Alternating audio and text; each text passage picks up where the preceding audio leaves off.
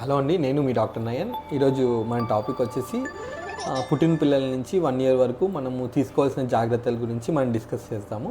మనతో పాటు శిరీష గారు ఉన్నారు. వారి క్వశ్చన్స్తోనే మనము డిస్కస్ చేద్దాం.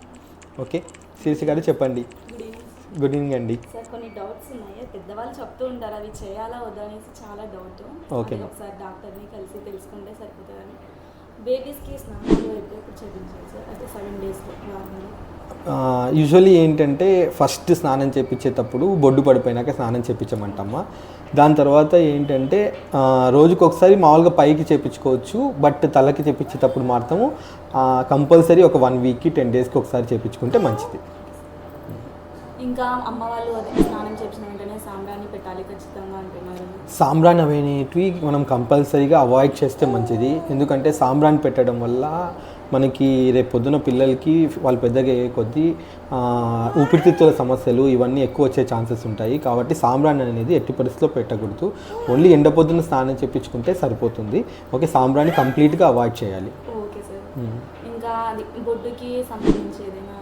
బొడ్డుకి యూజువల్లీ ఏంటంటే మనము ఏమీ కేర్ ఎక్కువగా చేయాల్సిన పని లేదండి. కొంతమంది బొడ్డు మానాలి అనేసి మన్ను పెట్టడము, ఏదైనా క్రీమ్ పూయడము, పౌడర్ వేయడం ఇలాంటివి చేస్తారు. సో అలాంటివన్నీ ఏం చేయాల్సిన పని లేదు. ఓకే, ఏమీ అట్లాంటివి ఏంటి అప్లై చేయొద్దండి. ఒకవేళ మీకు బొడ్డు దగ్గర ఏదైనా రెడ్ కలర్లో ఉండడం కానీ, లేకుంటే ఏదైనా స్మెల్ వస్తూ ఉండడము, ఏదైనా డిశ్చార్జ్ కనిపిస్తే అప్పుడు మాత్రము డాక్టర్ని వచ్చి కన్సల్ట్ అవుతే సరిపోతుంది. అదర్వైజ్ బొడ్డుకి సంబంధించి ఎక్స్ట్రాగా కేర్ ఏమీ అవసరం లేదు. స్నానానికి ముందు కానీ తర్వాత కానీ ఏదైనా మసాజ్ చేయడం బేబీకి స్నానానికి ముందు మసాజ్ చేసుకోవడం అనేది వెరీ ఇంపార్టెంట్. ఓకే, మసాజ్ చేయడం వల్ల బేబీకి సర్క్యులేషన్ అనేది బ్లడ్ సర్క్యులేషన్ బాగా ఇంప్రూవ్ అవుతుంది. Coconut oil is very sufficient for the massage అండి. ఇంకా వారానికి తలస్నానం తలస్నానం రోజు చేయించొద్దండి ఎట్టి పరిస్థితుల్లో. ఓన్లీ వారానికి ఒకసారో 10 daysకి ఒకసారో తలస్నానం చేపిస్తే సరిపోతుంది. అమ్మ వాళ్ళు గ్రైప్ వాటర్ వాడండి, బేబీ లావ్ అవుతారు అని అంటున్నారు, వాడచ్చా? గ్రైప్ వాటర్ అనేది ఒక ప్లెసిబో లాంటిది, దానివల్ల ఎటువంటి ప్రయోజనం లేదు. ఓకే, గ్రైప్ వాటర్ కంప్లీట్గా అవాయిడ్ చేయండి. ఒకవేళ బేబీ ఎక్కువ ఏడుస్తున్నట్టు మీకు అనిపిస్తే ఒకసారి డాక్టర్ని వచ్చి కలవండి.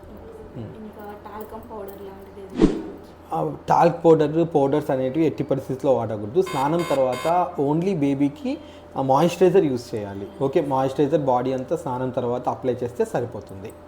ఇంకా స్నానం చేయించినప్పుడు ముక్కులలో చెవులలో ఆయిల్ వేస్తున్నారు, అది చాలా రాంగ్ ప్రాక్టీస్ మా. ముక్కులలో చెవులలో ఎట్టి పరిస్థితుల్లో ఆయిల్ వేయకూడదు. దానివల్ల పిల్లలకి ఇన్ఫెక్షన్స్ వస్తాయి. ఓకే, అవన్నీ కంప్లీట్గా అవాయిడ్ చేయండి. ఓకే, బొడ్డు మీద వేయడము, ముక్కులలో వేయడము, చెవులలో వేయడము చాలా ఫ్రీక్వెంట్గా చూస్తుంటాము. అది ఎట్టి పరిస్థితుల్లో చేయకూడదు. యూజువల్లీ ఏంటి అని అంటే మనము 5 months 6 months వరకు కంప్లీట్గా మదర్ ఫీడింగ్ ఇవ్వమని చెప్తాము. 6 months తర్వాత సాలిడ్ ఫీడ్స్ స్టార్ట్ చేసుకోవాలి. ఆ సాలిడ్ ఫీడ్స్ గురించి వీనింగ్ అని మన దాంట్లో ఒక వీడియో తీసాము, ఆ వీడియో చూడండి. బేబీ ఎక్కువగా ఏడుస్తుంది, దానికి సంబంధించి ఏదైనా మదర్ పథ్యం లాంటిది ఏదైనా ఉండాలి సార్? ఒకవేళ బేబీ ఎక్కువ ఏడుస్తూ ఉండి కోలిక్స్ ఎక్కువగా ఉన్నాయి, బేబీ తర్వాత బాగానే ఉంటుంది, ఆ రోజు నైట్ ఈవినింగ్ ఎక్కువ ఏడుస్తుంది, ఇట్లా ఫ్రీక్వెంట్ ఎపిసోడ్స్ వస్తే యూజువల్లీ మదర్కి అంటూ పథ్యం ఏం లేదు. బట్ చాలా ఎక్కువగా ఉంటే కౌ మిల్క్, బఫెలో మిల్క్ ఇట్లాంటివన్నీ కొంచెం అవాయిడ్ చేయమని చెప్తాము.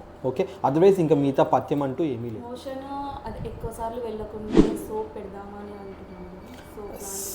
యూజువల్లీ అంటే ఇవి టూ టైప్స్ ఉంటాయండి. ఒకటి ఏంటంటే పాలు తాగిన వెంటనే కొంచెం మోషన్ పోతారు, దాన్ని గ్యాస్ట్రోకోలిక్ రిఫ్లెక్స్ అంటారు. ఓకే, అది నార్మల్ ఫినామినల్. ఓకే, దానికి అదేమి అబ్నార్మాలిటీ కాదు. ఇంకా కొంతమంది పిల్లలు ఏంటంటే ఆల్మోస్ట్ 1 week 10 days వరకు కూడా ఎటువంటి మోషన్ పోరు అనమాట.